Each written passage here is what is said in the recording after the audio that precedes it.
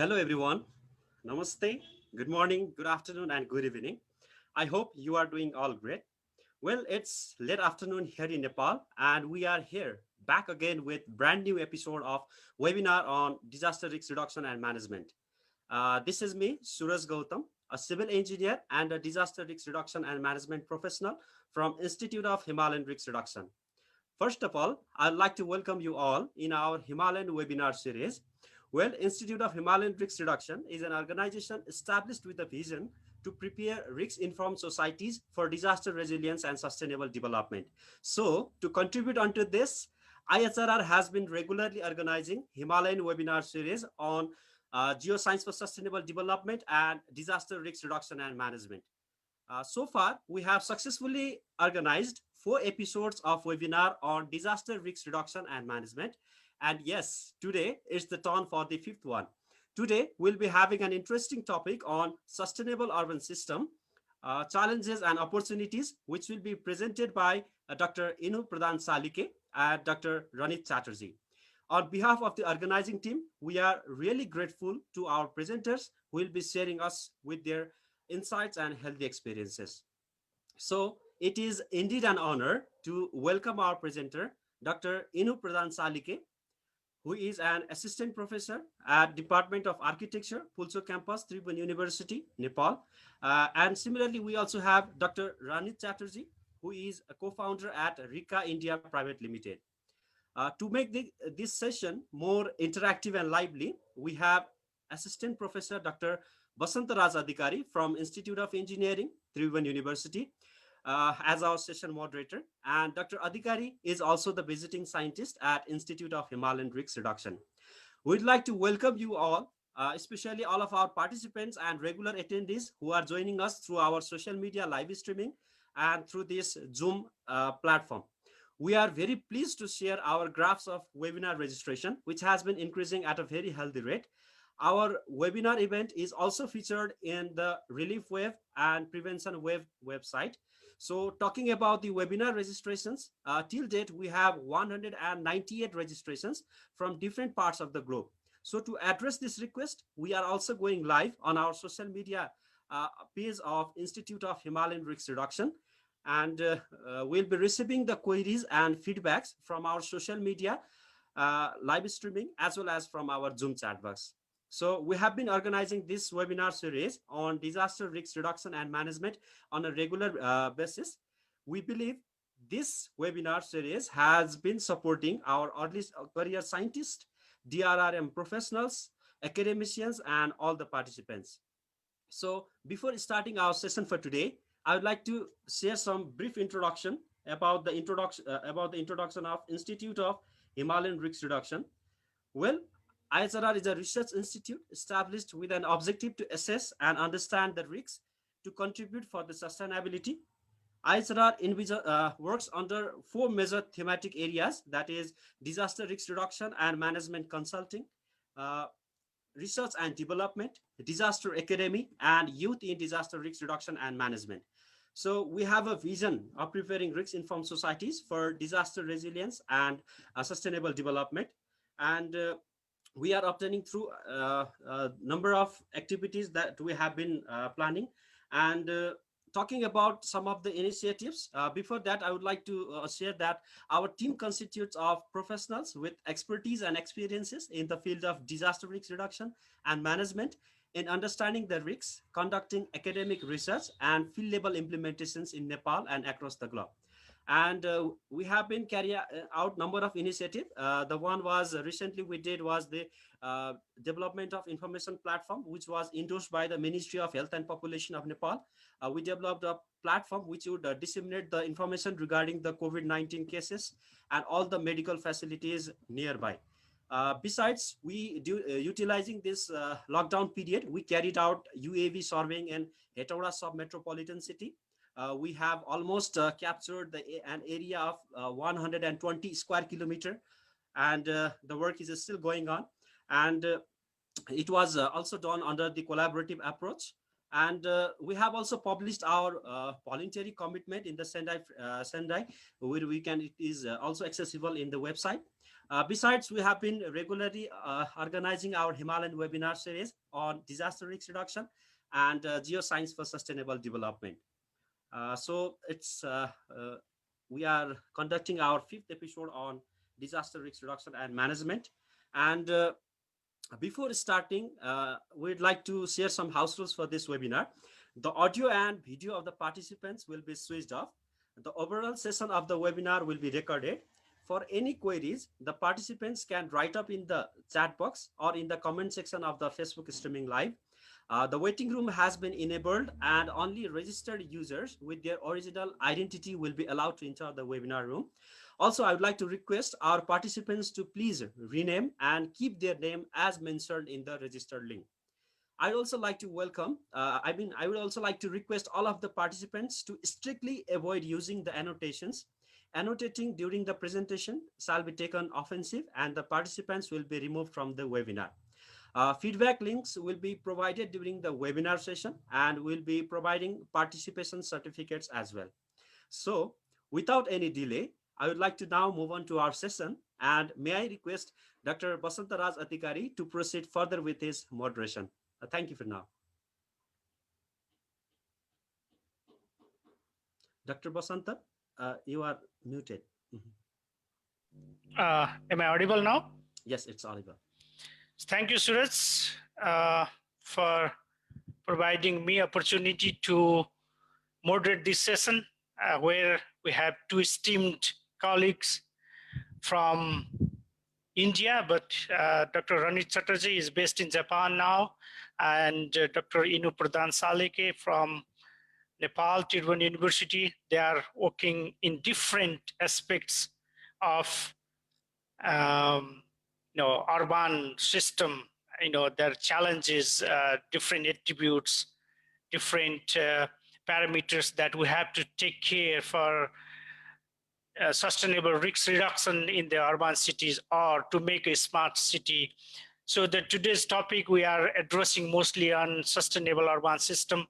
What are the challenges that we are facing in the present context, and what can be the opportunity from those challenges or the attributes that we get in the urban system. Dr. Inu will present about the climate change issues, whereas Dr. Ranit will present on this the opportunities aspects, cities as a living labs for innovationers, in that arena.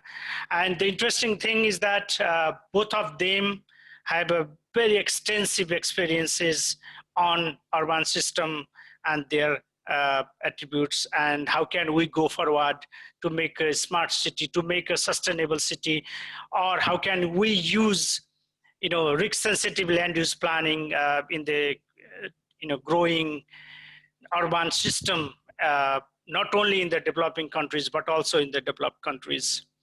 And we have requested them to present their research and their ideas, and then they have accepted our offer, and we are very thankful for their generous acceptance. So the first presenter for today will be, the presentation will be by Dr. Inu Pradhan Salike, who is Assistant Professor at Department of Architecture, Pulchok Campus, Institute of Engineering, Tirvan University. So she's working in this field for a long time as being an architect also. And she, extensively worked not only the architectural component, but also the risk management of traditional settlement and cultural heritage in terms of urban risk management in graduate and undergrad course also. And she is also working as a regional instructor for hospital preparedness for emergency course and training for instructors. And her research interest mainly on climate change and urban TRR, risk management of historic monuments and cultural heritage. And I'm lucky that I was working with her a couple of years before, and I'm pretty much sure that we'll work again in future, maybe starting from next year after the COVID pandemic will be over. So today she will present on urban area from the lens of climate change. So the virtual floor is yours. Dr. Inu, please proceed.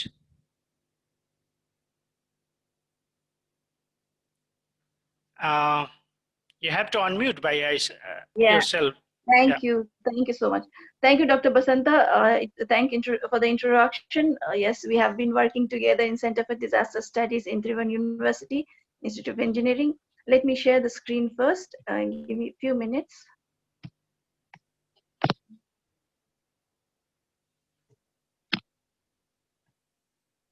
Dr. Basanta, can you see my screen? Yes, make it full screen. It's visible and audible. Please proceed. Thank you so much. Let me introduce myself formally, kind of. I'm Inu Pradhan Salike from Institute of Engineering, Kultur Campus, Department of Architecture. I would like to first of all thank the organizer for giving me this platform. Thank you, Dr. Basanta and Suraj Gautam for all this management and organization. Today, I would like to talk about, like Dr. Basanta has already talked about, urban areas from the lens of climate change. Let me proceed with my presentation now.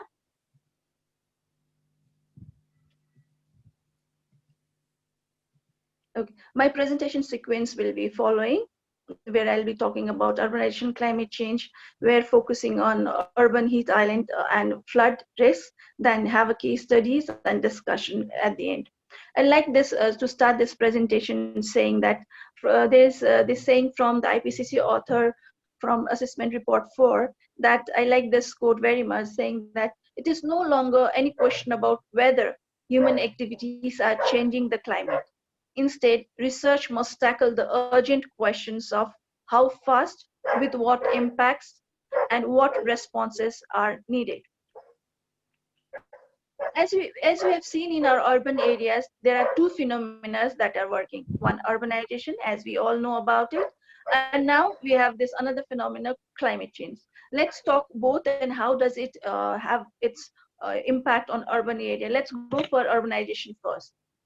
Different authors have defined urbanization in their way, but the gist I think is it is the growing population or portion of population. So this growing portion of population demands for infrastructure. It demands for roads, buildings, houses, parkings, and etc. And these, to fulfill all these demands, we need to have this transformation of space. Now, this transformation of space, expansion and multiplication of space, here we have the choice how we are going to transfer it. Nevertheless, this transformation will lead to change in land use, change in built up. There will be increase in built up to fulfill this demand. Now, change in land use, increase in built up, that means increase in urban cover. That means the level of imperviousness is changing. We have more urban cover, we have more imperviousness, impervious surface of the land. You know, if you cover it with concrete, then it is more impervious. If we have soil, it is pervious, that the rainwater will percolate inside the ground. So we have to fulfill this demand. We have vegetation, remove vegetation, trees, soils, and convert it into concrete. Am I audible?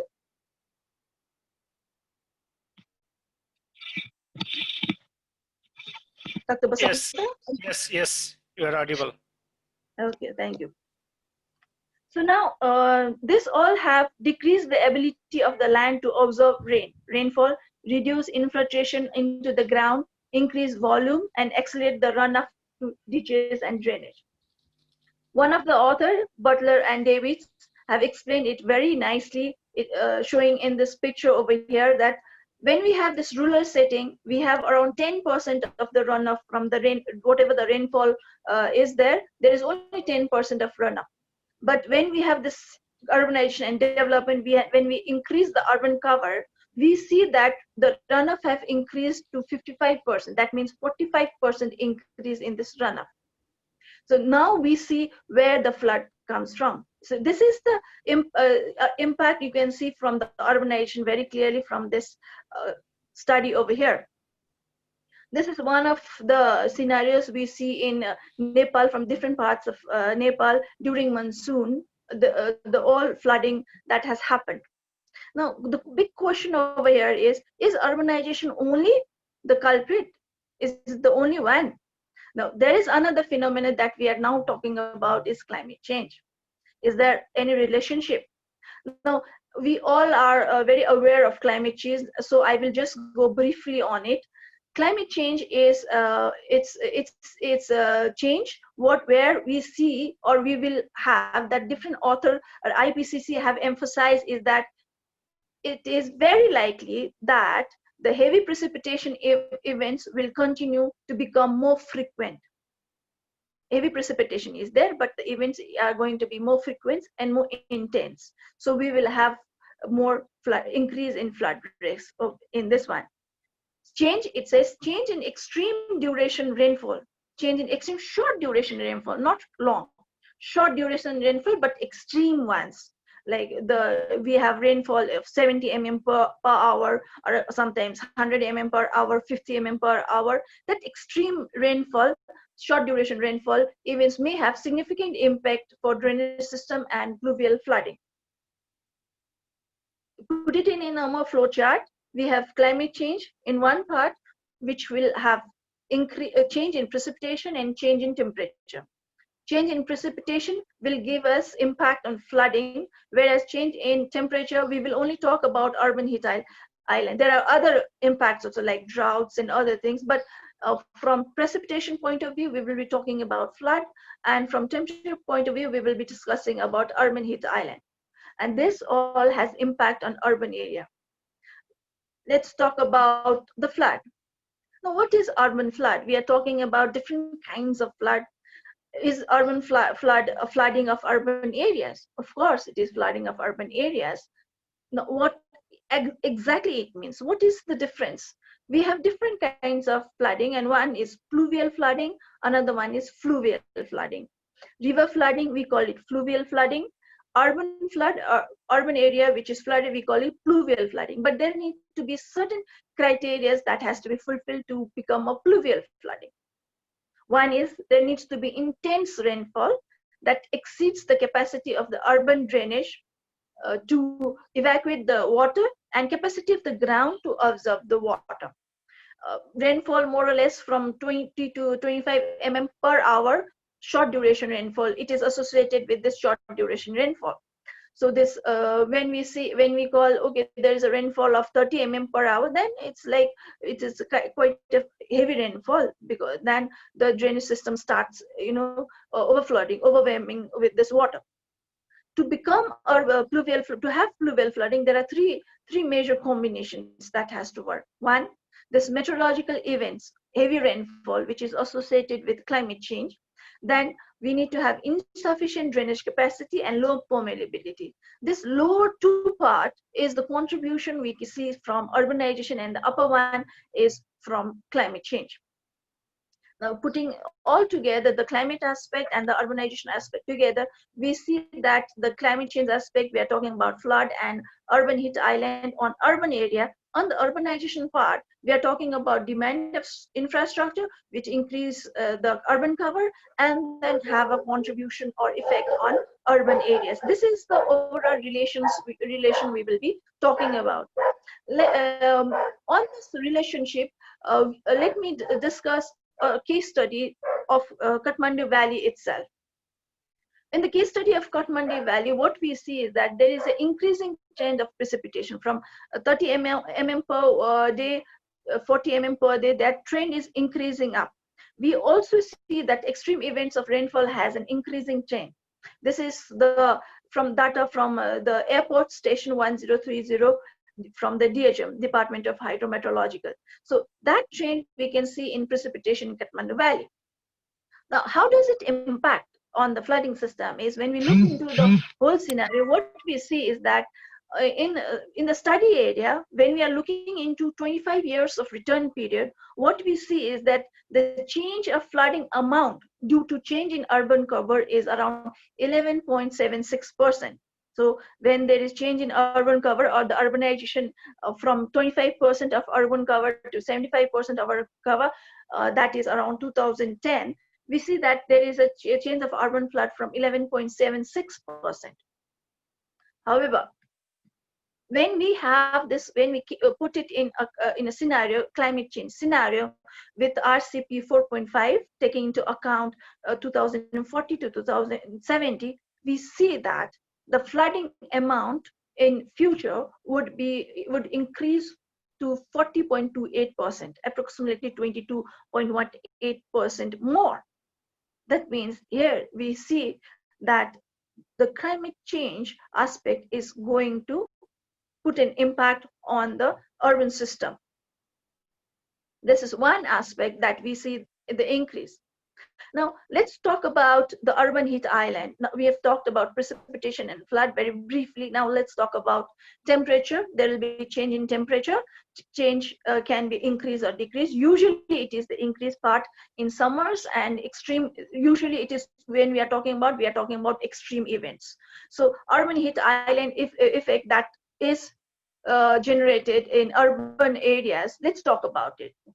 Here we see that the phenomena where urban regions are warmer than rural.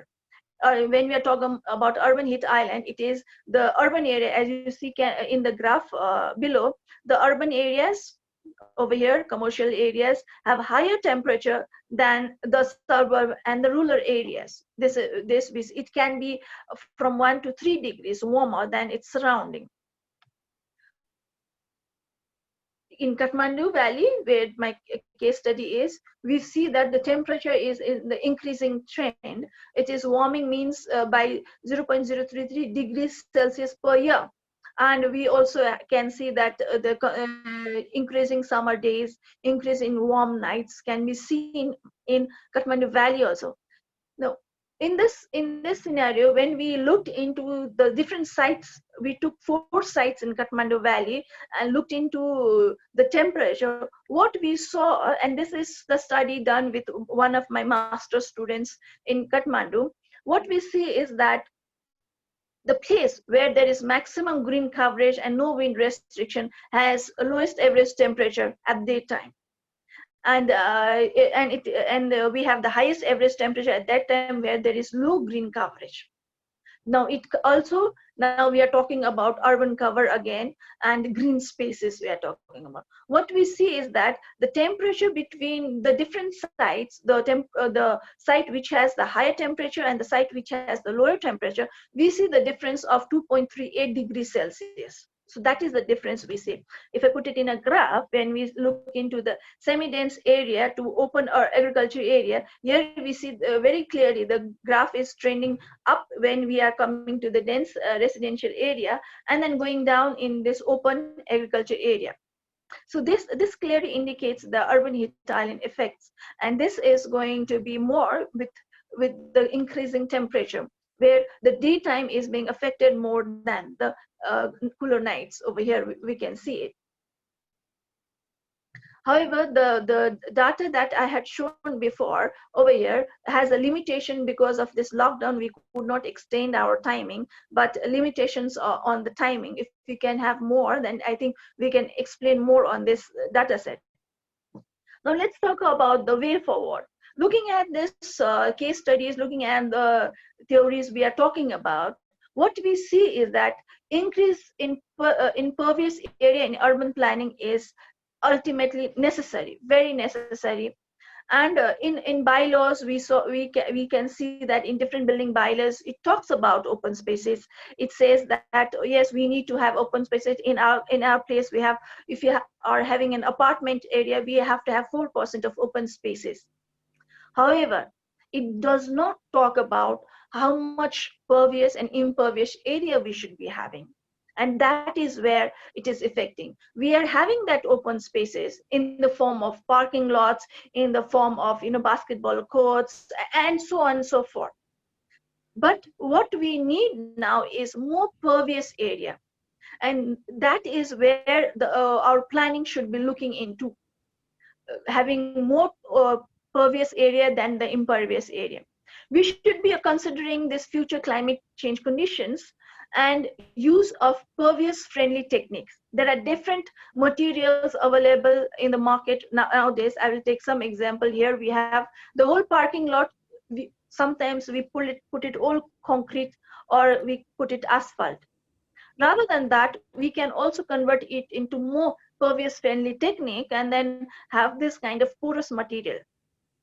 Permeable paving and parking ultimately will help in perviousness. Even in our houses, in our buildings, we can have pathways which is more pervious. There is another concept that is very nice. It is the concept of urban water squares. What we see is that this is an example from Netherlands itself. This is some of the good examples, is that we convert these open spaces, community spaces, social spaces into storage area also, or multifunctional area. And here we can term it as water squares, urban squares, water squares, where it can hold storm water when it rains heavily, and in other time it can work as a social space. So it works as a multifunctional space. Other time we use it as a basketball court or any other social activities or community space. But when we need it in heavy monsoon time or heavy precipitation, when there is extreme events, it will turn up as a holding area for water storage, which will reduce that peak time. Peak time can be reduced, and then the drainage system is given relief. It is not overwhelmed, and it is given time to release that water from the drainage system. And we don't need to have that big, huge diameter of the drainage at the end of the day. And this diameter do matters for countries where for developing countries where we have this limited budget for development. Similar examples can be seen from Japan, where you can see over here the storage area are at the school playgrounds. So also we don't always have to have the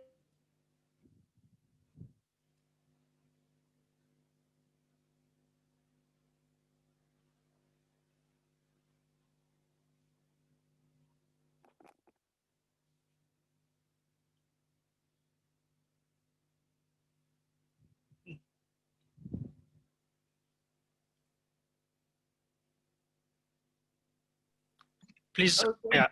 Yeah. Yes, thank you so much. Now, few minutes, please. Okay, thank you. Another way is that when we are the previous one is for the community. Now, for the individual building, like this is the smart pani that we are talking about. It is, we can talk about simply rainwater harvesting. Each household can develop this capacity of holding water. So instead of evacuating or excavating water from the ground, we conserve the water. We use the rainwater, harvest it. This way we are decreasing the runoff also. And when each household tends to have this, we will also solve a problem of water to some extent in urban area, which is more in different parts of our country. In Singapore, you can see this example where the whole greenery is not only for the eye, it also creates livable public areas, and it also helps to mitigate risks of flooding and reducing our urban heat island effect. Now let's talk about what we have in our country. I'd like to again share this slide where we are talking about Nepal. This is from Patan and Kathmandu, which is part of Kathmandu Valley. We have this in traditional area settlement of Kathmandu Valley. We have these ponds which is in the settlement, and these can be for disaster risk management of fire, which is very nice. Now here we see that this is very nicely designed. It also works to reduce the risks of flood. It works as a detention pond. And one of the study done by one of my colleagues on blue land use, he has done in Janakpur, one of the Tarai area in Nepal. He talks about that when we have this pond area, the temperature of this pond area is more comfortable than the areas which is not near the pond. So this also helps to reduce the effect of urban heat island. So when we have these kinds of area spaces in our settlement, traditional settlement, these areas needs to be also put into this new municipality that are being developed, or new urban areas that are being developed in our cities, both in India and Nepal. But in India also we see hot climates where I'm sure in urban areas we are going to have this urban heat island effect, and it'll hardly hit our energy consumption at the end of the economy and resources, and we will go into that viscous circle again. So this, we have to really think how we are going to reduce this impact with urban planning in our mind. At the end of the session, I would like to say that we need to work on urban planning from the lens of climate change. We need to see urban planning from the lens of climate change. Thank you so much. I think I'm on time with my 30 minutes. Thank you so much. Thank you, Dr. Inu Pradhan Salike. It was a wonderful presentation and remarkable the things that you have done and you studied in the Kathmandu Valley. The urban heat island issues are, the major problems in developing countries, in developing cities, because people do not care about that. And yes, while we are doing the urban planning, risk-sensitive land use planning, or for the planning for 20 years, how can we build our Kathmandu city or other part of this, other cities in other part of the globe? How can we integrate this changing climate situation? Or how can we plan when IPCC stressed below 1.5 degrees? So that was really interesting presentation, and I'm pretty much sure that there are some questions. There will be some questions in Zoom and Facebook. I will take later on. Please be with us, stay with us. Thank you once again. For today, Dr. Ranit Chatterjee, he's a co-founder of Resilience Innovation Knowledge Academy, RICA, India Private Limited. He's trained as an architect. So Dr. Ranit completed his PhD in environmental management from Kyoto University, and his PhD was focused on Kathmandu Valley and recovery process of small scale micro enterprises and others. So his work focuses mainly on disaster risk management while spanning across architect and heritage governance, private sector, and ecosystem services. So one of the founding member of Inspire Alliance, a network of youth and young professionals in Asia with 14 national chapters. He is actively playing his role in Inspire Alliance as well. And he's a recipient of Integrated Research on Disaster Risks, IRDR, who is based in Beijing, as a young scientist fellow and CM member of IUCN. And I'm very pleased to invite him because, I'm working with him for more than, 7 years now. So today he's going to present on cities as living labs for innovation. Dr. Chatterjee, the floor is yours. Please proceed. Thank you, Dr. Basanta, and I hope everyone can hear me. That has become the most catch sentence of the year during the COVID, new normal that COVID has presented. So I'll come up with the other catch sentence that has can you see my screen later on once I share my screen? But a very good evening to everyone from Kyoto. And thank you. A very big thanks to the organizers for giving me this platform to share something which we are working very closely in India and across other countries in the South Asia. I guess the time is very ripe to experiment. And this is not something that we are saying that you should do now. It has been happening over a period of time. And I know there are a lot of In the group today, there are architects, conservation architects, and people who have worked on heritage. So I don't need to stress that there's kind of experiments, especially in terms of disaster management and climate change, while planning a city has been happening over a period of time from,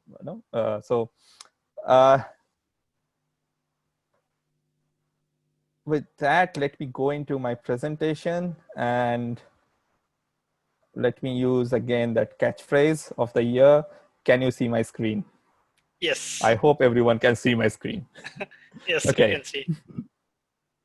Right. So for the topic for today's presentation is cities as living labs for innovation. So before I go into my presentation, I'll just like to take you across what exactly is a city. What do you mean by a city? Is city kind of a space where a lot of large population live?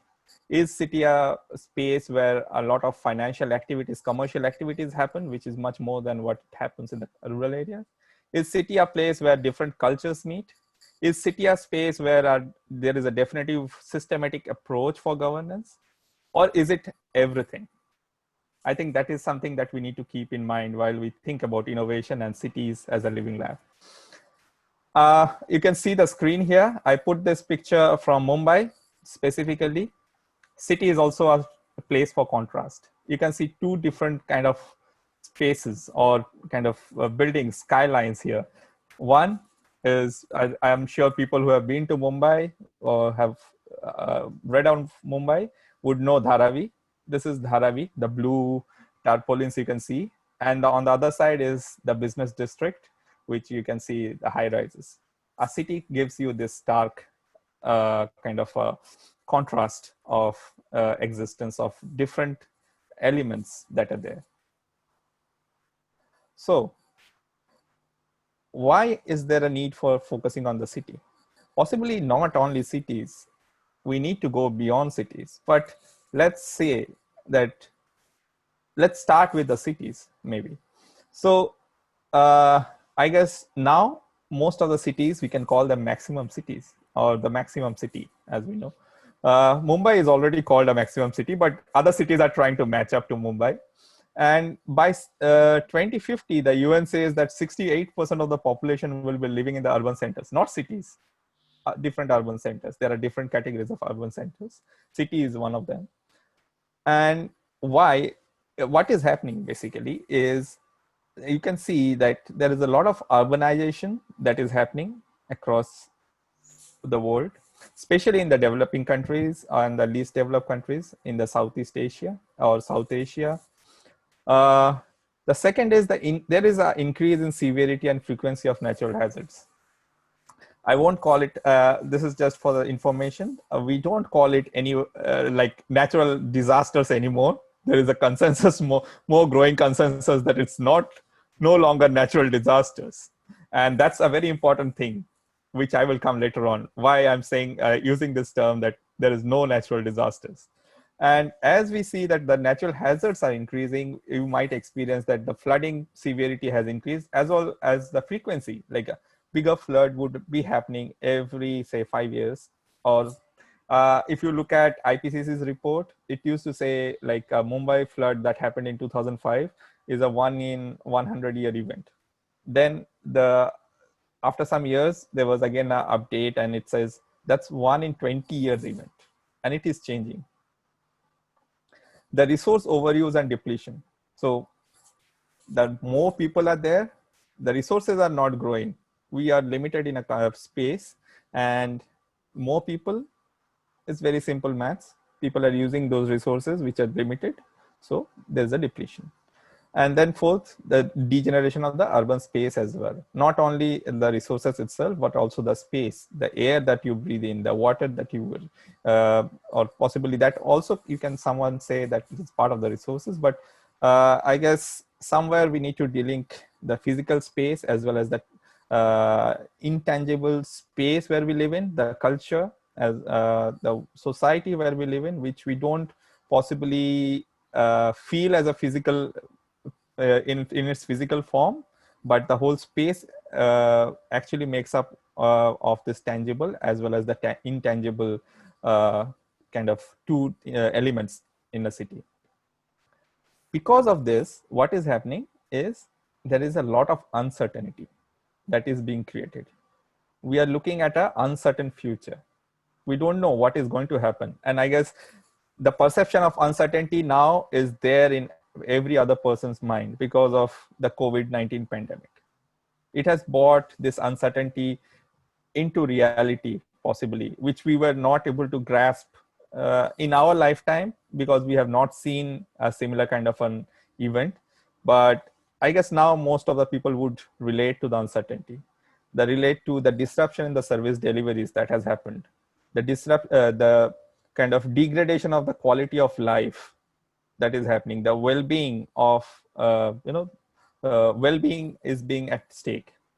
And these all also lead to inequality within the society, as well as lead to conflict. Not conflict as in like people are fighting, but people are also fighting with arms. But possibly that comes at a much later phase. But here we are trying to fight for resources. We are fighting for services.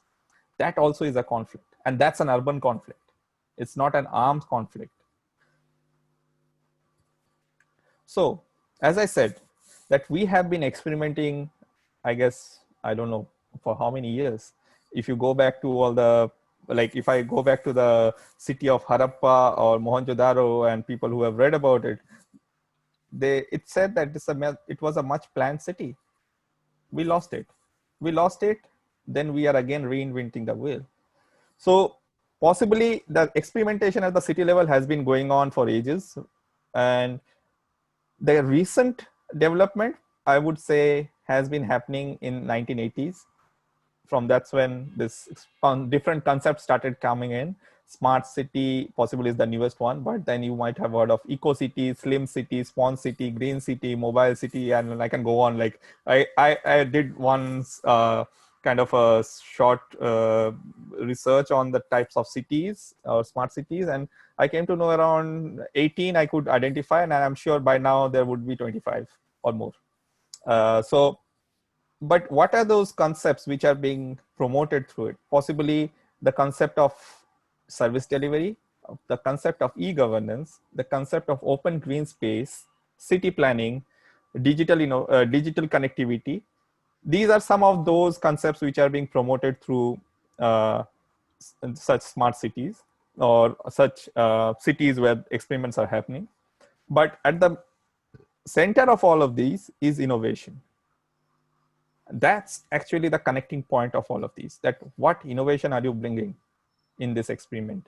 Are you doing the same thing, or is there something new?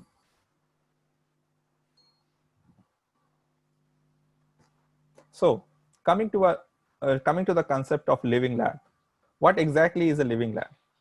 So living lab is basically a real life environment where we are doing two things. One, we are co-creating.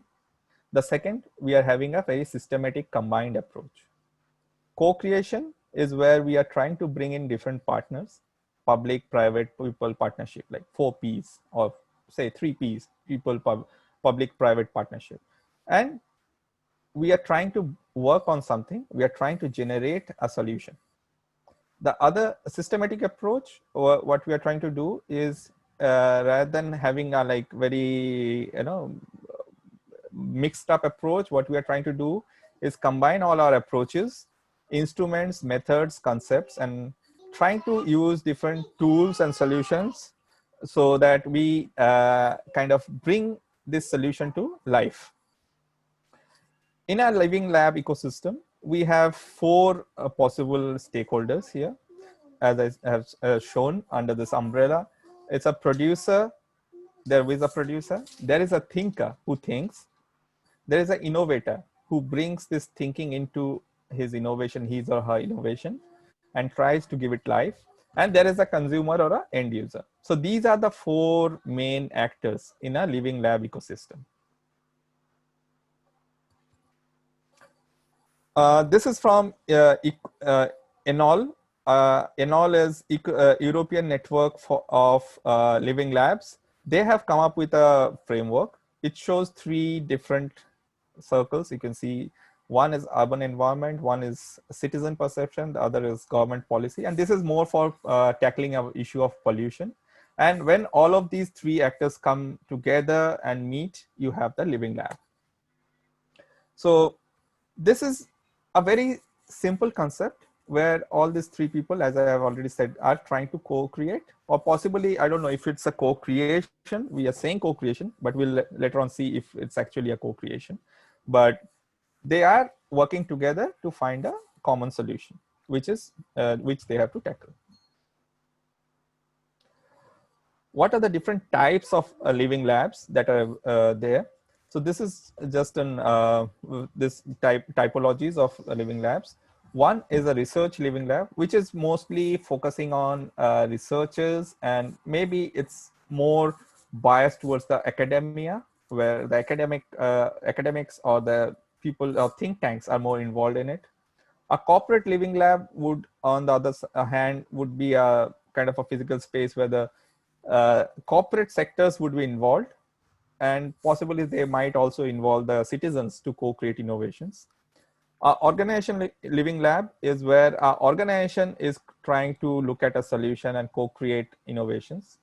The fourth is an intermediary living lab, which is like you have different partners, you're bringing in different partners to create or collaborate for a solution. And the fifth is a kind of a project or time limited living lab, which is like for a time period, you define that, okay, we have to come up with a solution, we'll work together, we'll deliver this, and then that lab doesn't exist. So these are the different typologies of living labs that have been kind of existing in different parts of the world. Okay, so this slide shows you a kind of a bar graph of what are the different types of focus areas or thematic areas which living labs try to focus on, like health and well-being. Almost 52% of the living labs which are enrolled for European network are working on that. Smart cities, cultural and creativity, energy, mobility, social inclusion, social innovation, education, e-governance, and e-participation. These are some of the most common themes which are focused, at least in the European Union. And I'll just give you an example of this city in, I think most of you have heard, in Finland, Helsinki. Helsinki has this district, Kalastama, and they have made it into a living lab, and they want to kind of produce the results by the end of 2030. It's like visualized as a district of 25,000 residents with around, where they were going to create 10,000 jobs. And what uniqueness or what unique character are they trying to do is they are saving 1 hour for each citizen. How? By bringing in technology, bringing in technology to improve traffic flow, remote working facilities, local smart services, reduce red tapeism, that is like the governance part. So they are trying to focus on these different things. And then if you do all of these, possibly you save 1 hour. And that's the benefit which the people of this district will get. So this is just an example of a living lab. And there are so many different examples. Like there is another one where Indian company Infosys is involved to get the benefits of 5G. 5G is the latest thing now everywhere. They are trying to work in Melbourne in Australia on developing this concept for benefiting from the aged population and how they can create markets. So there are different concepts of living lab that is being kind of worked out in different parts of the world. What are the challenges in the living lab? And by the way, this is not the last slide. This is actually, we are starting here. The main topic would come later on. So what are the challenges of these living labs that we have looked in? One of the major challenges is the high organization cost or the public funding that is necessary. Second, the living labs do not produce disruptive innovations. That's a big impact because most of the private sector would not be really jumping into it, they do not see a market impact, or they do not see a profit motive. Third, we don't know where these living labs are failing, because most of the failures are not highlighted unless there is someone who is really interested in doing a research on that why it is failing. The people who are involved in it, they do not evaluate, because if it is failing, possibly they have also lost all the money. So there is no money left for evaluation. So someone pro bono would not do it. And neither will they go and show that, okay, we failed in our living lab experiment. So that's not also a good thing that they want to show. So possibly these are the challenges which the living lab in general are facing. Now comes where these living labs are lacking. And that's where I think today's our main focus would be. When we consider the latest development, the three main policies that came out in 2015, I'm sure everyone knows about the Sendai framework, the Sustainable Development Goals, and Paris Agreement. And later on, the New Urban Agenda also came in. They were talking about different things, how to make life better, how to reduce disaster risk, how to do everything. But I think one of the common thing that this 2015 different global policies were talking is to reduce the disaster risk. That becomes the center point. If you have to get the developmental gains, you have to reduce your losses. You have to, if you need more gain, it's a very simple business proposition. If you want to gain more, reduce your loss or reduce your cost. So that's the basic thing. So all of them were talking about it. But, and also there is a lot of discussion happening now that all these risks are systematic or interconnected. It's just not like you just take care of the floods and then the floods are happening just as a standalone event. No, there is different things which actually is triggering, making that event into a disaster. And that's why I said no disaster is natural. And we have to understand that this is not just something which we just say that, okay, this is like a force majeure, or God created this. No, this is something which we have created, and this is to manage it. This where we have to come in and we have to manage. And that is actually at the core. This concept, the DRR concept, comes in the core of sustainability. Unless we develop the resiliency, we cannot move into the sustainability. These two are very much interlinked. I'll just take you through an example of some Indian cities. I didn't take up Nepal because I thought, and my thought was right, that it might be presented by Dr. Inu. So I didn't take up that, but you have already seen the similar cases in Kathmandu as well. These are some of the smart cities of India, and you can see all of them were flooded, and they are getting, and this is some, and we have others, many others. And the problem is, why are the if they are smart cities, why are they getting flooded? They should be so smart that they don't get flooded, right? They should be managing all this. Where is the problem? The problem is, when we are trying to focus on smart cities, what we forgot is they need to be disaster smart. They need to be smart enough to manage the risk. That part has been taken out. We are looking at e-governance. We are looking at digital connectivity. We are looking at all new technologies, but forgetting the very basic concept of managing the risk. And that's the result. So what change do we need to do in the living lab concept if we try to bring it to Asia or South Asia, especially where we are working in? I guess I think the audience here is mostly from South Asia. So we would all agree that we have a difference in our cultural approach, in our governance system, in the way we look at things. And I guess unless we bring that into the core way of working, it's very difficult to actually implement something which has already had been a success somewhere else, but we see it and then we see, okay, we'll imply it here. And that's what has been happening for many of these solutions, without contextualizing, without understanding the local need, without bringing in the essence of what is needed for the local culture, we just try to put it as a copy paste thing, and it doesn't work. So if we look at the Asian Urban Lab concept, and this is just a conceptual framework, it needs to have much more detailed kind of workout, like it has to be detailed out. But I just wanted to share that what change can we make? And I think the change that we need to make here is in most of this urban labs, it was a private sector driven concept where someone has a solution and they were trying to put it for use to the local government. They were trying to put it for the citizen to use it. But I think that what we need to do is first we need to create a problem. Sorry, not create a problem, but actually understand the problem. We don't need the solution first. We need to understand the problem and create the solution rather than going the other way. Like we have a solution, now we look for the problem.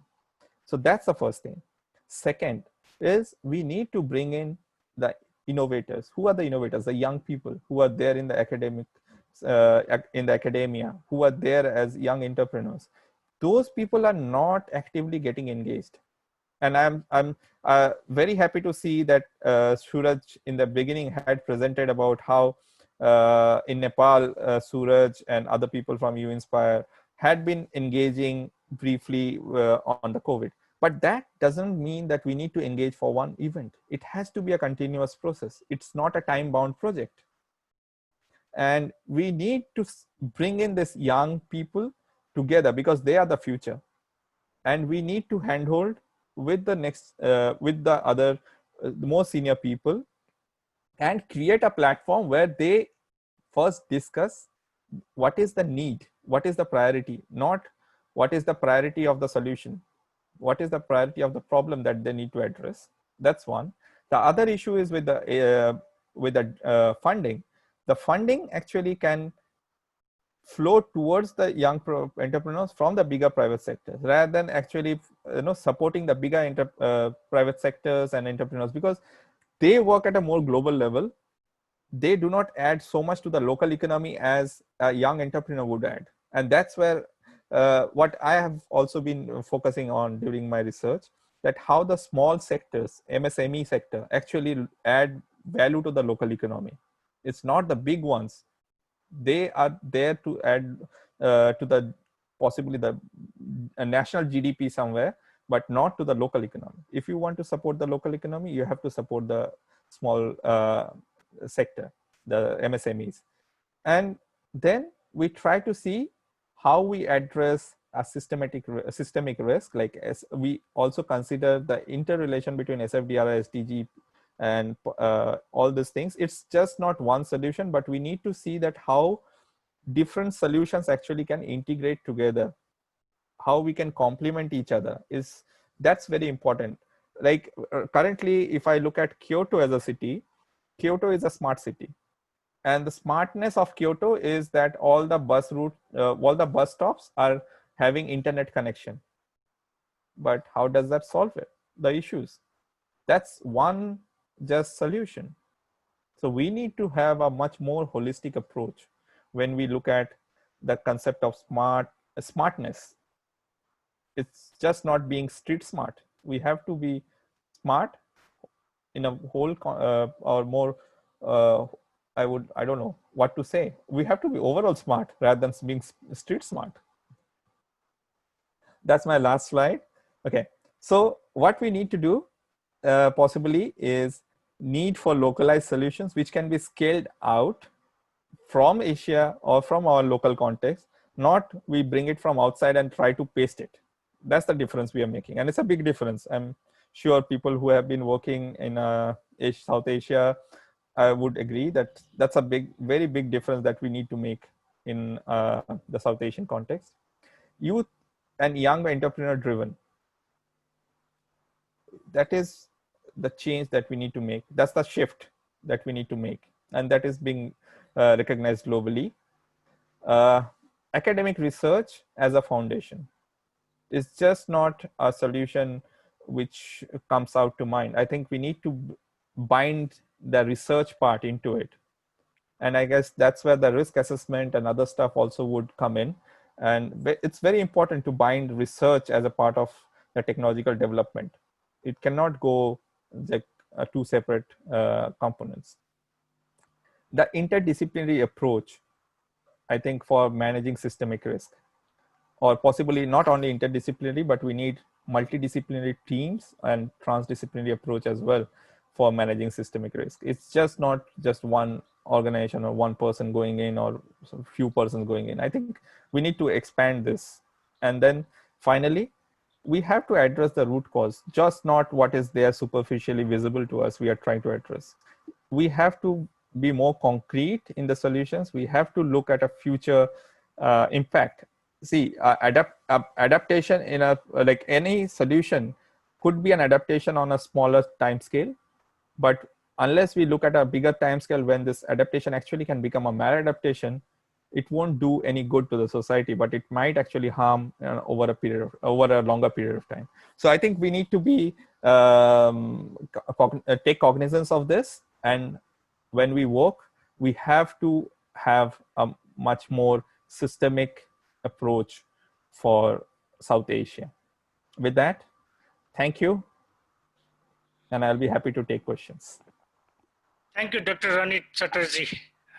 These wonderful pictures and examples around the globe.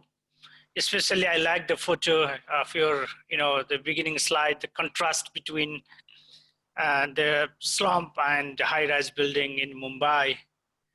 And this clearly explains the, the difference between the urban rich and urban poor, where we have to integrate these people in the planning process. And the major challenge in nowadays is that how can we strengthen the urban poor in the developing process and the urban planning processes? And that explains this beautiful example, not only in Mumbai, but if you go in major cities like in Manila or in Nairobi, in Kenya, or in other cities, you can see such kind of clear differences. And we have to work hard on this thing. And these pictures also very important how we are planning our cities in terms of better planning or risk-sensitive land use planning, where Dr. Inu was talking about urban heat island and the open spaces and others. I mean, these things really converge from presentation of our two presenters. And Dr. Ranit, thank you very much. And I'm pretty much sure that there are questions, and there will be questions that in Zoom chat box as well as in Facebook. So Dr. Inu, are you with us? Yes, Dr. Basanta, yes. Yes. So I will go with you first. There are a couple of questions that you have already answered in Zoom, but I will check that also. But let me take question from Facebook, and I request both of our presenter to be very short and specific while answering. We have to complete this webinar on time. So the first question was from Sasmi Paudel. She's asking, what is the role of shortening of river width in the name of river corridor enhancement in the Kathmandu Valley? What is the role of that for flooding in urban areas, and who is responsible for that, and what could be the solutions in the context of Kathmandu Valley? Dr. Pradhan? Yes, thank you, Rasmi. Very nice question. Yes, we see lots of river drainage project and corridor development projects in Kathmandu Valley. This shortening of rivers, I'm sure the municipality and whoever the concerned authority have calculated the rainfall for it and shorten it. However, I'm very pessimist on the part that have they also looked into the future climate change scenario while doing the calculation on this part. I don't doubt their calculations as such, but because we shouldn't forget that in developing countries like us, where we have limited resources, we are not talking about 25 or 50 50 years return period. We are only talking about 2 years and 10 years return period. In such a scenario, yes, the calculation might be right, but as Dr. Ranit already talked about, the time, because of this extreme event, the 25 years return period flood is coming very near to 15-year, 10 years return periods. So we have this frequency of extreme events coming out higher. In this case, I'm very pessimist about this drainage system. And we can also take the example of Rhine River in Germany. I've talked about it, where they have changed the flow of this river for their own transportation. Now, later on, there was damage in 1993, 94, and later on 2003 also. So they had to suffer $1 million losses, and now they are working on risk management of this Rhine River and spending more on it to reduce the risk. So we can learn from these examples. Thank you, Dr. Basanta.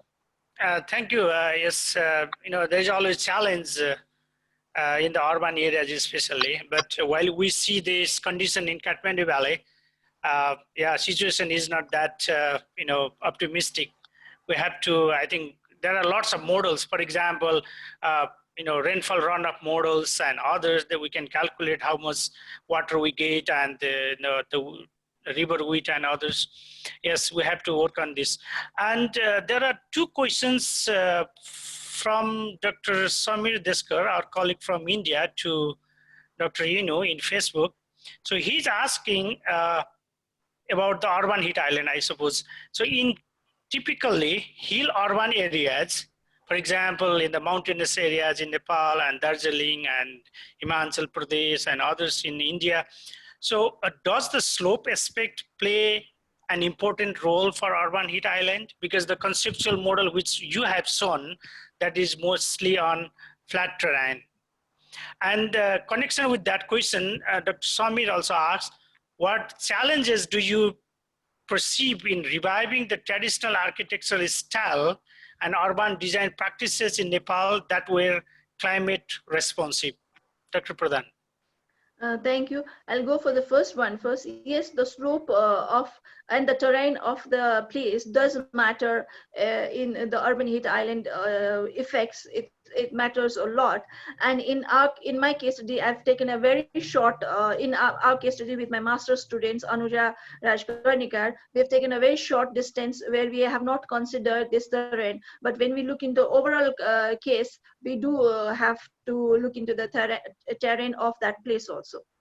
Regarding the second one, the traditional settlement, the possibility is it'll be very nice, and I think we urban planners, we have been looking into it. The new municipalities that is coming out need to consider and learn from the traditional settlement, where it is more eco-friendly. We are talking about this, not only the pond, the whole settlement system, the planning system, and the material use. Having said that, we need to have this balance between this living standards, and we need to have a balance between the new demand of our society, how we look into the social aspect, how we look into how the development is happening, the modern concepts and all. So it's not we can't suggest our citizen to move back to this traditional settlement, but we have to look into this best practices and get the balance out of it in this urban planning process, and get the best lesson learned from there to implement in a new way in our new municipalities and new cities.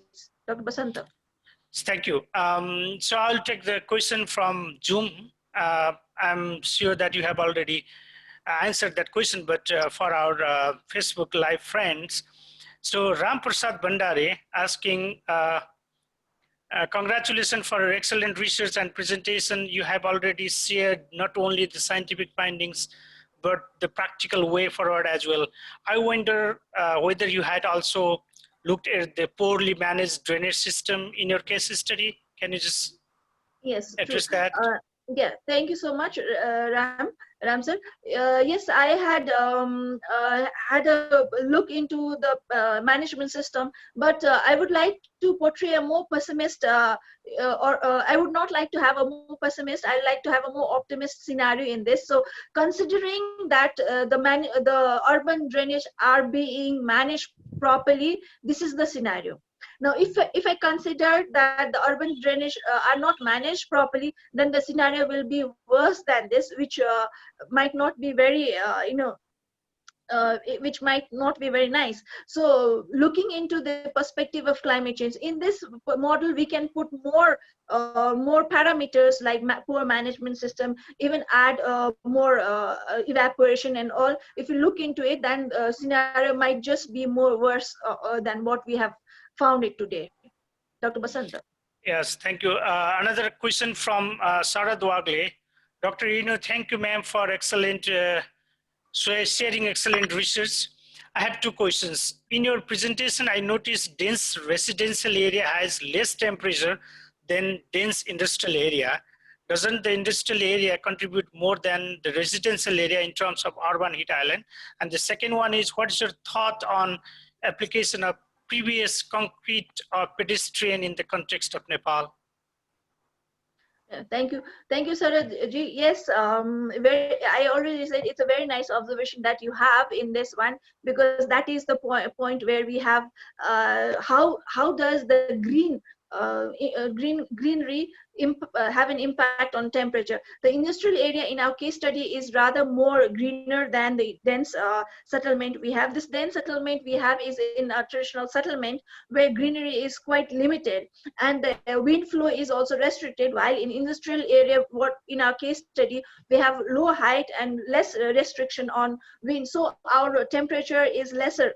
However, if you look into different industrial area which is more denser and less in greener area, the study of temperature might be different.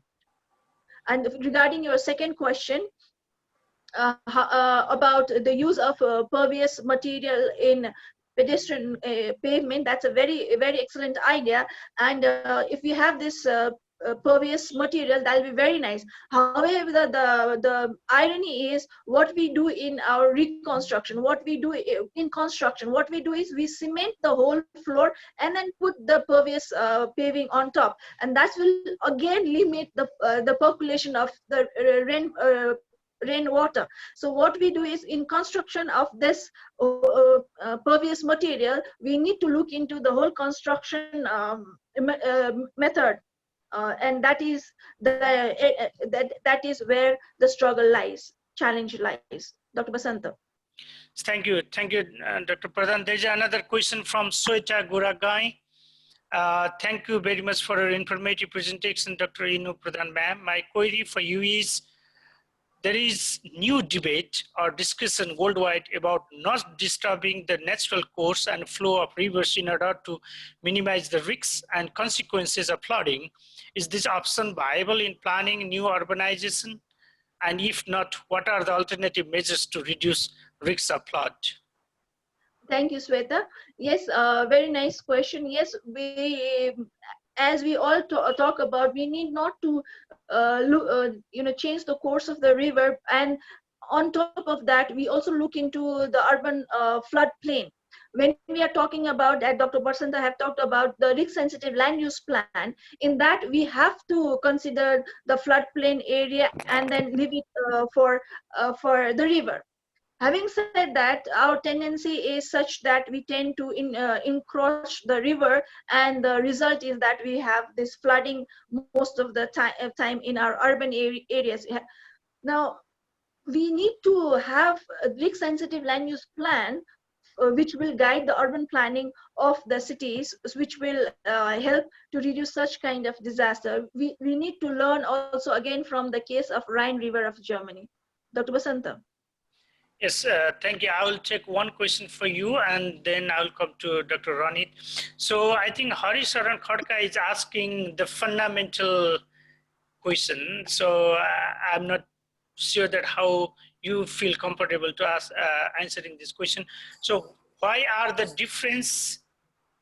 differences in differences in flood affecting between urban and rural on the same level of precipitation. So if you have a same level of precipitation, well, why there are two different level of, effect of flooding in urban and rural? Can you just enlighten? I'll just, yes, like in my presentation, the research by Butler and Davies in 2004, we see that different level of in the same level of precipitation in the rural area, we have runoff of only 10%, and in when there is development in urban area, we have runoff of 55%, which is 45% more. This itself will answer the question about why is there a difference in the flood with the same precipitation. Dr. Basanta. And Dr. Pradhan, Dr. Inu, please be with us. I will come to Dr. Ranit. Are you there, Dr. Ranit? Yeah, very much. Yes, so we have a question from Dr. Samir Desker to you. So in recent times, don't you feel there are over experimentation in cities that even before realizing if the previous approaches was good enough, there are newer projects and ideologies being imposed and which is challenge the planning process? What's your view? What's your views on that, Dr. Ranit? Yeah, I totally agree with Professor Samir. In fact, there have been the cities have been exploited. The citizens have been kind of made guinea pig of a lot of these experiments. I would, if I can use that word, I guess. But again, as I had shared, like possibly we don't know where those experiments have failed. There is no documentation, and that's why we are repeating the same mistake. So there is, I think the time is high that we look back at our failures, and the failures are the steps to success. So unless we realize that, it's very difficult to stop reinventing the wheel, and that is what is happening. Yes, thank you. I have also some questions related to that, but I'll come later on, Dr. Ranit. So another question from Dr. Samir Desker also. So from the experiences, bridging the academia and government is the biggest challenge, especially in South Asian region. Not only South Asian region, but most of the developing countries. So on the other hand, academia and young entrepreneurs, academia and citizens, entrepreneurs and citizen engagement are not sustainable. So how do you propose to make the framework for living lab successful? Okay. Okay. I guess academia and government, possibly the need now is arising for even, I think there is more, I guess, what do you call, a consensus within the government, or at least some understanding that we need to look at policies that are being made with at least some evidences, some research backing it up, right? I guess that's a very good window which has been created, and I would say this global policies are a very big catalyst in that, where they have created this window for the academia to come in, especially say when we are talking about the role of science and technology or engineering in disaster risk reduction. So that has created that window where the academia and the government can handhold together in future and work for more evidence-based policies. While on the other hand, the young entrepreneurs and academia, I guess the problem is with the mindset. The young entrepreneurs are actually coming out of the academia, but the academia thinks that academia is just limited to people who work within the university, who are like professors or who are researchers. I guess we need to break that taboo. Like once you do your PhD, you need to be a professor. Once you do your PhD, you need to be a human being contributing to the society. I guess that's the perception change that we need. And then the young entrepreneurs and the academia would come in together. And I guess there is, for the government and young entrepreneurs, there is now a lot of scope which is happening. I guess, at least in India, I see every other day a challenge being floated by some government agency or World Bank or any other UN agency saying that we need ideas. And those ideas, I don't know who will, like, I don't think a person of say 80-year-old who, with all due respect to all the contribution to the society, but someone who would not be very comfortable using the latest technology development, I guess it lies again with the young people to take it forward. So I guess that's the change which is happening. It will take some time, and it would need a coordinated approach, which I guess through the UInspire Alliance is kind of one of the initiatives, but I'm sure in future such other initiatives also will collate together rather than working in different directions, because divergence is actually a problem. We have to work together as a unit and push it forward. Yeah, Yes. Over to you, Dr. Basanta. Yeah, there is another question from Sasmi Podel in Facebook asking, how can we integrate traditional knowledge for innovation in cities? Traditional, that's a very interesting question, and thank you for asking that question. In fact, the traditional knowledge is based on years of experiment, and if we don't include it in the innovation, we are losing something which the years of experiment has. It's an outcome of years of experience, of findings, I would say. So if we are not taking cognizance of that, it's a loss. And I guess one way of doing it is working through citizen science, where the traditional knowledge comes through the citizen, and then it can actually integrate with the technology, modern technology, and see that how both of these can join together to come up with a solution which considers all the knowledge which has been generated in the past, and what new we can bring it to make it more, reach out to different people, different platforms, or or modern day problems, how it can solve that. Because possibly those solutions were thought in a context when the written period was 100 years, but we are looking at a written period of 5 years. So how do we kind of make that solution more contextual to the present scenario? I think that would be the challenge in bringing it. Thank you.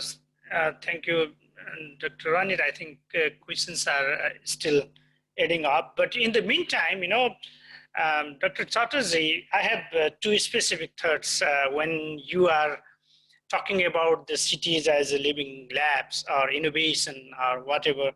When you talk about the traditional way of city planning, when you told or explained that Moderator was the not best, but it was good during that time of planning. And if you see the architectural reconstruction or archaeological reconstruction, and then it explained also that. And then, as you are based in Japan, and there's one concept is called, involvement, community and planning as a community-based process, what we called Machi Tsukuri or something like that, if I pronounce wrongly, but so this kind of traditional concept, how can we implement in the new style?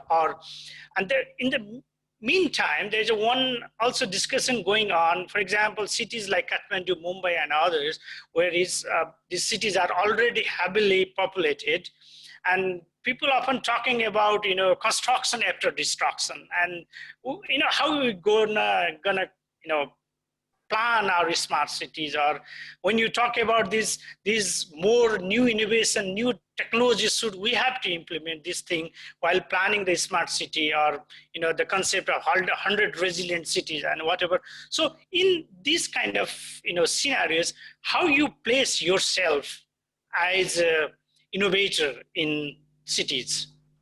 Okay. Thank you for that question. In fact, first of all, I would like to say that innovation is just not technology, but a simple solution which is needed to take care of a problem.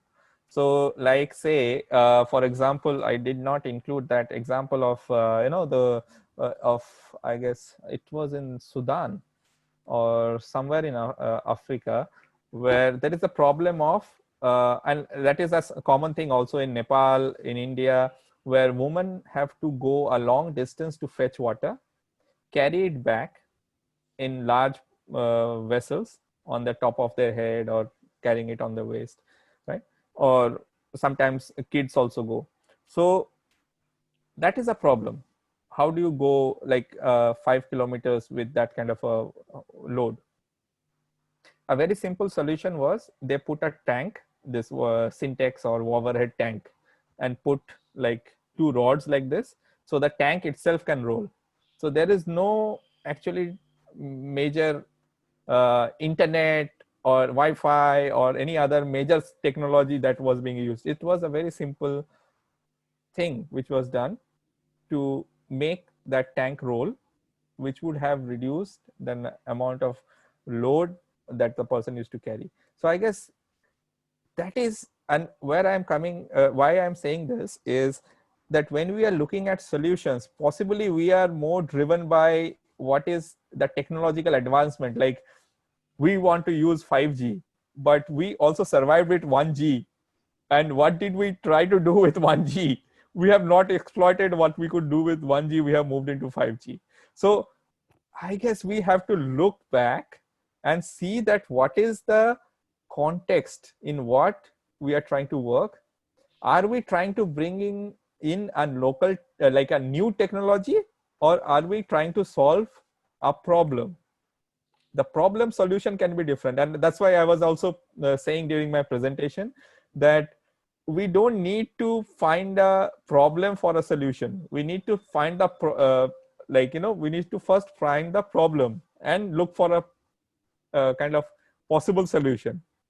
But I guess currently the approach is we have a solution, we have some very nice technology, and then we are trying to find a problem where we can fit in.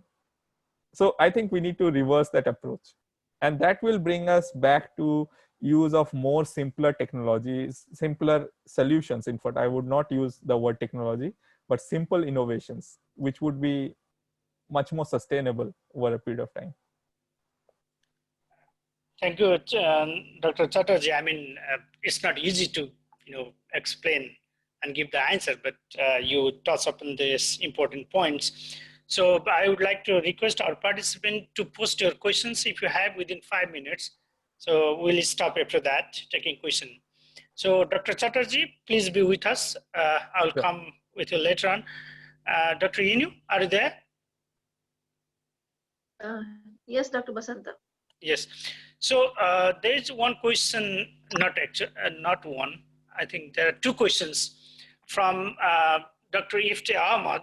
So our colleague from Australia, he's asking, would you please comment on the role of building codes for disaster resilience, not only the earthquake, but whole spectrum of urban safety, urban planning concept, or how you call it, smart city concept, in different terms. So how you see this implementation of the building codes on that arena?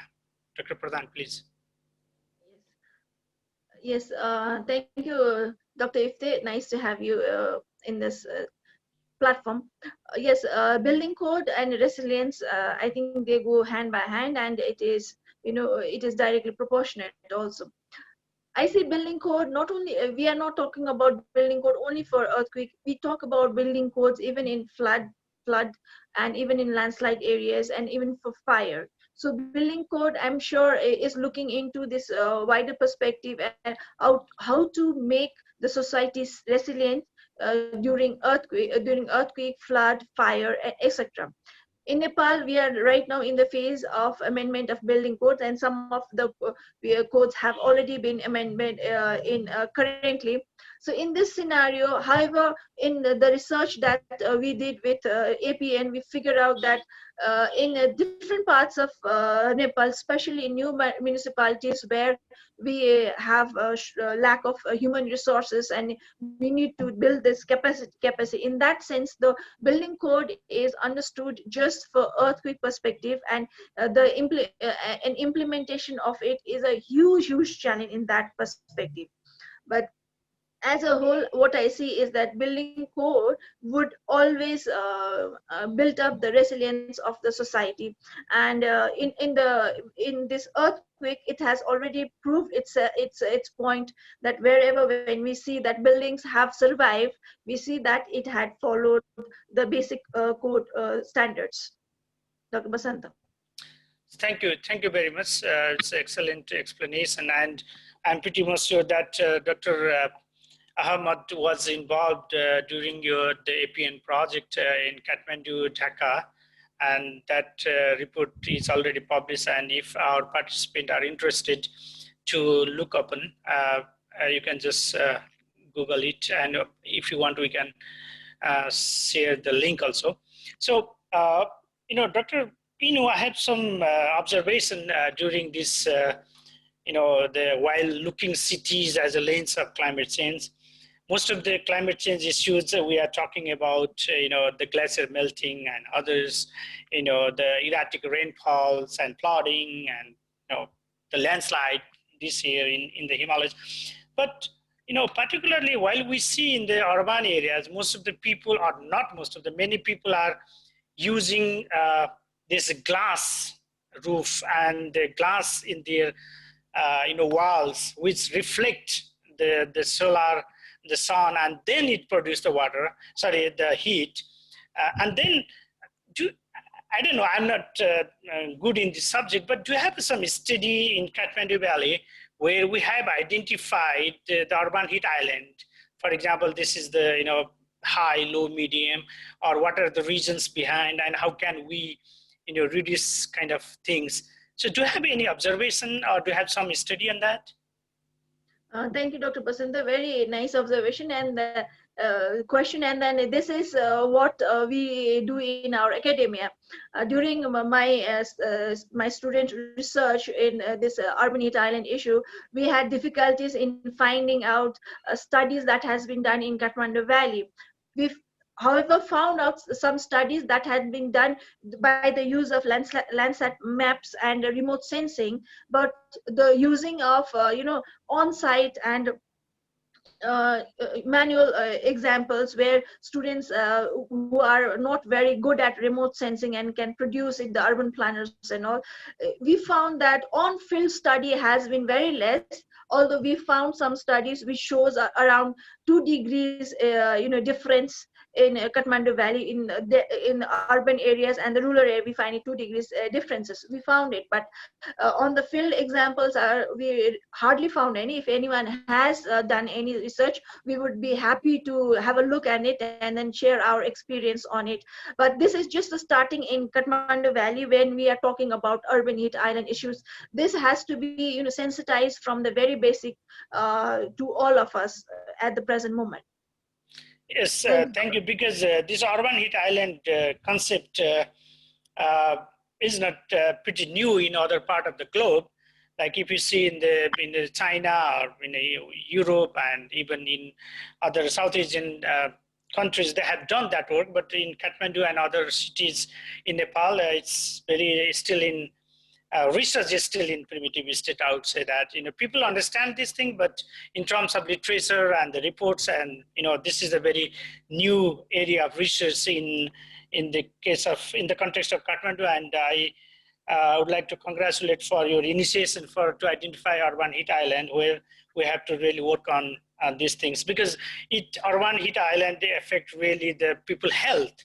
Day-to-day health, from morning to the daytime to the evening time, where we don't have open space in such cities, and it's really problematic.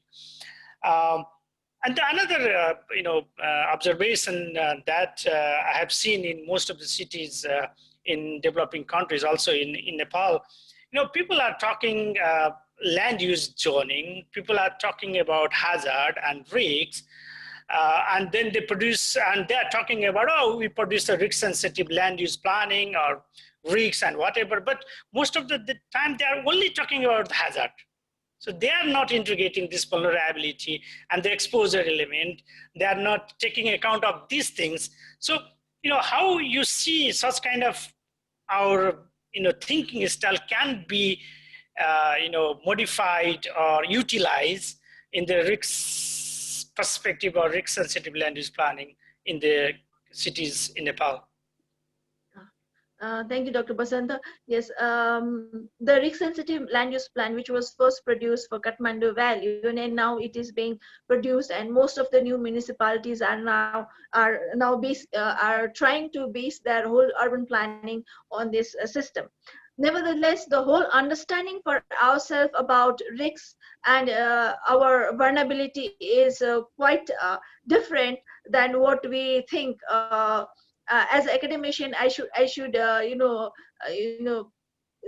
take this fact that when we are talking about hazard and disaster, lots of people still confuse themselves with hazard and disaster, and when they have to make this risk sensitive land use plan, where risk itself we have to look into hazard and vulnerability both, without which it will be completely incomplete.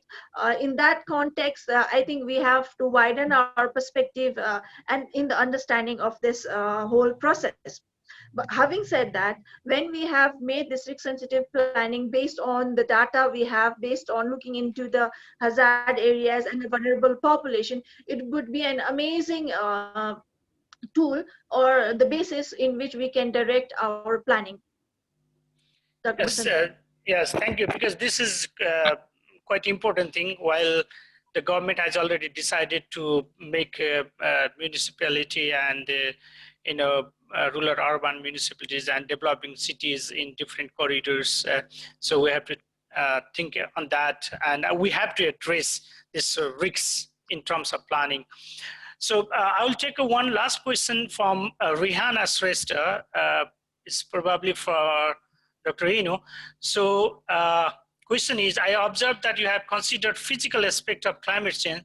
What are the thoughts of considering socio-economic structure of society, as the impact of climate would affect unequally to different groups of society? What would be the challenges in terms of data to identify socio-spatial hotspots at a disaggregated level? Dr. Pradhan, please. Yes, thank you, Reena. Very nice, pertinent question for the academic area. Yes, right now we are only looking into the physical aspect. However, in the research, there has been questionnaire survey in that area about how people feel about, do they really feel the the temperature in that area, and it is very difficult for the community to disseminate this idea about urban heat island. We have to put it in a different package and then discuss it with them in a questionnaire form. However, this is in a very limited way. We need to look into the social aspect and the economic aspect of this urban heat island. It can be in terms of our energy bills. It can be in terms about how much we are spending on economic perspective, and also on the social level. Having said that, the data availability is a big challenge in Kathmandu Valley. Right now, I'm pretty much pessimist about if we really have data on this aspect on social. We need to create one. We need to go to the field and discuss with the people and develop this data bank for ourselves to talk about the climate change aspect on urban heat island. Thank you, Dr. Basanta. Thank you, Dr. Pradhan. I will come to you later. There's one question, pertinent question from Suraj Gautam to Dr. Chatterjee. Dr. Chatterjee, are you there?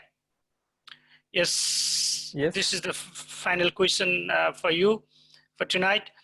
As you will know, necessity is the mother of invention. However, it is so annoying that we have to wait for the disasters only to actually feel the necessity. So how will these things sort out? What do you think on this? And how can we introduce science, engineering, technology, and innovation in existing reluctant system which has very limited resources? Can you address that? Yeah, sure. So thank you for that question, and it's very pertinent question. I guess you might have seen the new movie called Super 30. There is I watched it 2-3 times, and I catch this phrase in between where Hrithik Roshan says, I'm sorry for people who don't watch Bollywood movies, but I'm just quoting this. He says in Hindi, disaster is the necessity for innovation. I guess that's a very important line that he puts in somewhere, but it's very true, because you are trying to survive, and you are trying to innovate. So innovation doesn't come when you are in normal, normalcy. Possibly you are, when you are challenged, and that's where your brain starts that extra work. And I'm sure all of us try to bring in that, whatever we have acquired, different knowledges, when we are challenged. And I guess let's use it, because nowadays the challenges are happening more frequently with every natural hazard. So we are getting that opportunity to use our knowledge and bring our knowledge into innovation. uh, I guess, as you are, I think a possible way is not to wait for someone to recognize what you are trying to do, but you work what you want to do, your work will be recognized. See, none of the, I guess, half of the people who get Nobel Prize don't get it at 20. They receive it at age, at a very ripe age. But they have started doing it when they were 20. They have started thinking it possibly when they were 12, right? So it starts, you start working. Don't wait for someone to recognize that, okay, I am doing this, Suraj is going to work on this, so let me recognize and then he will work. No, you work. It will of course get recognized if it's a very important solution. If it's a very interesting solution, it will obviously get recognized. So I guess the main point here is to start working rather than waiting for someone or some agency to come up and say that, okay, very nice, go ahead. Hope that answers your question. Yes, thank you, Dr. Chatterjee. We are at the end of the program.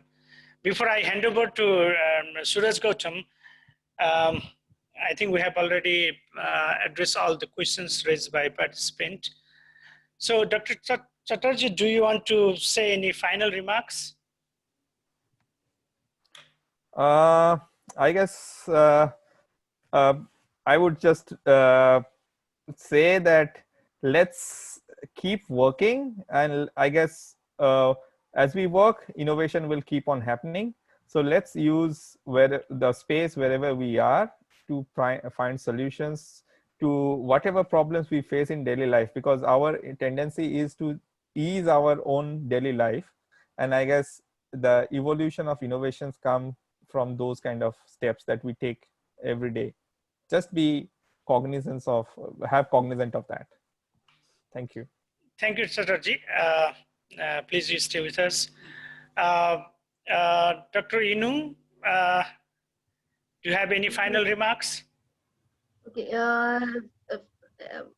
Towards the end, I would like to thank the organizer, Suraj, for all the initiation and all the hard work, Dr. Basanta for the moderating. At the end, I would like to thank the audience for giving their time.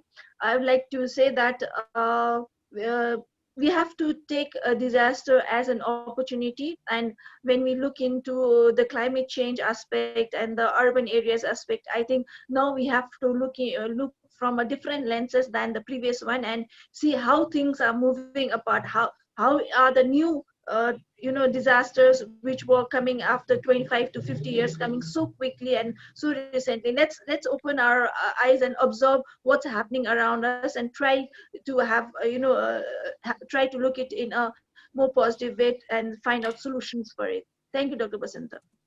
Thank you, Dr. Inu and Dr. Ranit, for your wonderful presentation and wonderful discussion. I would like to thank our participants for their excellent questions, and I really like that, and I learned a lot about these urban issues, as I'm working on this natural hazard perspective also in the urban system. But I didn't know that most of the things what our presenters presented today, and it was really wonderful interaction. Thank you very much. And I would like to thank Suraj Gautam for providing me opportunity to moderate our esteemed colleague today. So Suraj, over to you. Thank you. Thank you so much, Dr. Basanta, for the excellent moderation, as always. And we would like to thank Dr. Inu Pradhan Salike, madam, for the wonderful review on the urban area from the lens of climate change. It was wonderful to see how we can, how the effects of urban heat island can be reduced with the number of examples followed by some case studies of urban area, that is Kathmandu Valley. We'd also like to thank Dr. Ranit Chatterjee for his interesting insights on cities as living labs for the innovation. The multidisciplinary team with the transdisciplinary approaches and with the localized solutions and the energy of youth and young entrepreneurs can definitely contribute towards the risk management. We had a very interesting Q&A sessions with a number of quality questions. We tried our best to address all of the questions from our Facebook page streaming live and also from our Zoom chat box. In case you have any further queries, you can please reach us by sending us an email at info@inhrr.org, info@inhrr.org. I would also like to convey my big thanks to all of our organizing team, our presenters, session moderator, and our all the participants for participating in this session. The session was really informative and interactive. We'll be sharing the recorded session on our YouTube channel, and the links will be forwarded to the registered email address. We also have a scheduled webinar episode on geoscience for sustainable development this September 13th, that is tomorrow. And the topic is using convergence research to connect 3D architecture of the Himalayan thrustways to the seismic hazard and risks in the Western Nepal. It will be presented by Professor Dr. Michael Murphy and his team. And we would like to request our participants to also please fill up the feedback survey form, and we will be able to get some suggestions regarding our future webinar topics. We'd also like to mention that the Institute of Himalayan Risk Reduction will be more than happy to collaborate and organize this kind of relevant webinar in the days to come. So with this, I would like to sign up from our session for today. Thank you, everyone. Thank you once again. Namaste. Hope you'll have a great time, and please stay safe. Namaste. Thank you. Bye-bye. Namaste.